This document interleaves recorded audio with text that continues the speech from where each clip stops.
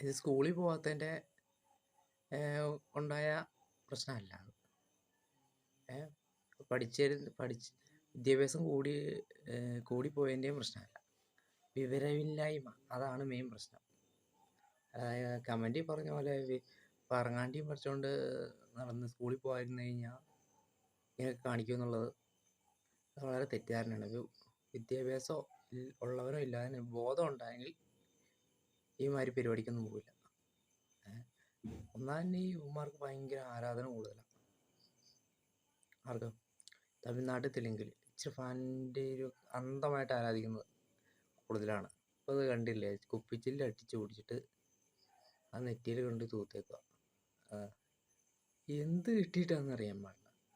ആ പുള്ളിക്ക് അവിടെ ഒരു പടം ജയിച്ചാലും പുള്ളിക്ക് ഇഷ്ടംമാതിരി കാശും സമ്പാദിക്കണം. നമ്മളാണെങ്കിൽ ഇത് അധികം ഈ സാധാരണക്കാരുടെ വീട്ടുകാരൊക്കെ ആയിരിക്കും. കഷ്ടിച്ച് അന്നത്തെ ദിവസത്തെ അന്നം മേടിക്കുന്ന വീട്ടിലുള്ള പിള്ളേരൊക്കെ ഈ കിടന്ന് കോപ്രായം കാണിക്കുന്നത്.